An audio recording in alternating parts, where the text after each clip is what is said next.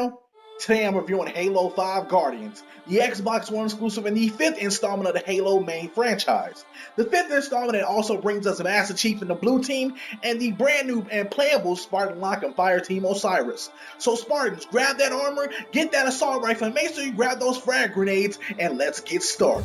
That's right folks, the 5th installment of the main Halo storyline and Xbox's flagship exclusive has premiered on Xbox One with the brand new title Halo 5 Guardians. With the brand new campaign that alternates between Master Chief and Blue Team that features Fred, Kelly, and Linda from the books, and the brand new Spartan Lock and Fire Team Osiris, which features 2 new Spartans and Buck, going from Hell Jumper to Spartan. Both teams going on a massive hunt for someone, one for the Master Chief himself and one to chase a ghost from his past. The hunt for the truth is on. But that isn't the only thing new in Halo 5 Guardians. Also brand new in Halo 5 is the game type Warzone. 12 versus 12 in a huge area with NPCs also attacking in the fray while you're trying to capture bases. From players to Prometheans to bosses. Another thing that's new in Halo 5 Guardians is the requisition packs. Requestable in the all-new game type Warzone, rec packs will give you a one-time use of that item in that particular game type. You can buy them with actual money, which is optional, or earn them from the game itself completely.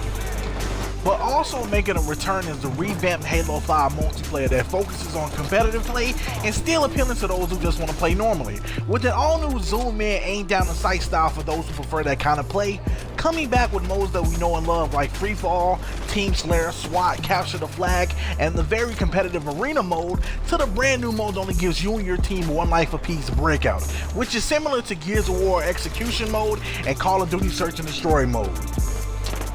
Now, when I went into Halo 5, I really didn't know what to expect, because Halo 4 already set the bar here, and they could only go here or here when it came to Halo 5, and certain things actually exceeded my expectations. So without further ado, I'd like to introduce to you the pros. My first pro for Halo 5 Guardians is that the graphics look great, from cutscenes to even in-game. The detailing on the Spartans' faces when they take off their helmets, even on the elites on Sangelios to the Promethean enemies, they all look damn good in action, and even the backdrops of background scenery look good themselves. They've done an impressive job on Halo's 5 graphics, and they really tend to shine both in action and in cutscene. You can see all the details they really put into it. It's definitely a pro for me. My next pro is that the gameplay for Halo 5 is completely responsive, tight, and downright perfected.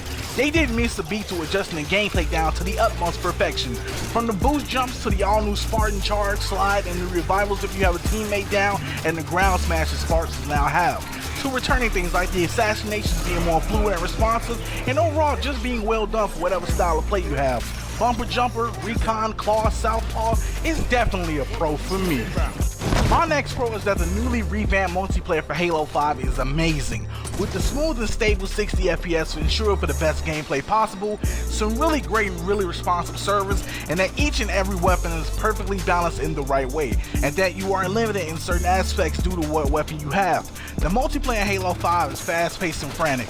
With teamwork really being the key that you can't drop an entire team by yourself, they've really improved on a lot of certain things. It's definitely a pro for me.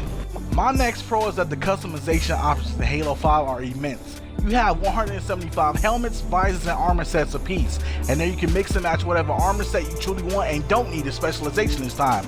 If you want an ODST helmet with a different body or soldier variant, then you can do so. Another thing about the customization I like from the rec pack is that you can sell them back too, and that you aren't stuck with the same cars, or you can customize them however you want it to be.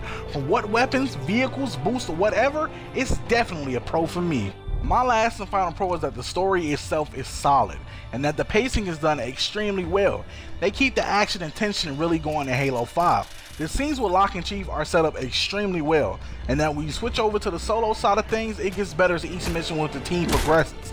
They've done a very solid job of pacing alone, and giving you just enough of both as far as when to keep the tension rising and when to make the action pop is just right when needed. It is definitely a pro for me.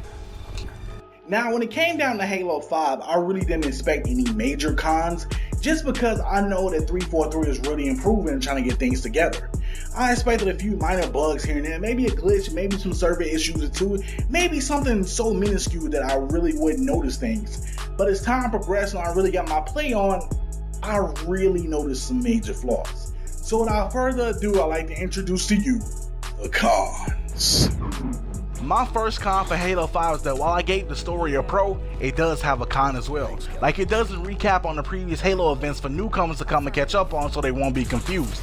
And even for veterans of the series, isn't thoroughly explained on certain things, like how does Chief meet up with Blue Team, or how does Cortana fully escape from Rampancy, or who is the newest Spartans with Locke and Buck, and leaves a lot more questions that needed to be answered for those who don't watch or want to watch or read things on the extended universe. It's definitely a con for me. My next con is that the teammate AI is pretty bad.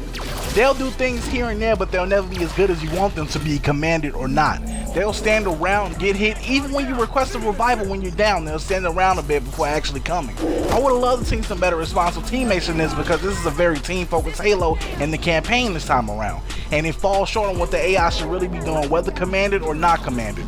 It's very disappointing and hurts the team-focused angle. Really, it's a con for me.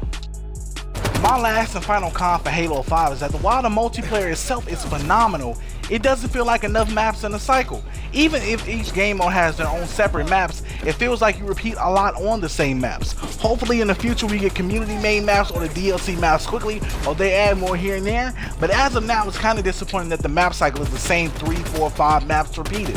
I do hope it's more coming, but for now, it's definitely a con for me. But all in all, Halo 5 is a step in the right direction for 343. With the amazing graphics, phenomenal multiplayer, immense customization, perfected gameplay, and great story pacing, they're doing really great. But it does fall a tad bit short of the goal with the confusing story that has some much needed questions to be answered, bad AI teammates who do more harm than good sometimes, and the lack of multiplayer maps. But with that being said, I'll be giving Halo 5 Guardians a 4 out of 5.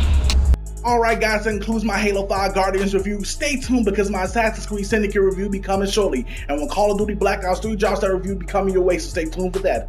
Also on the PS4 side, my Uncharted Nathan Drake collection review will be coming soon as well, so stay tuned for that.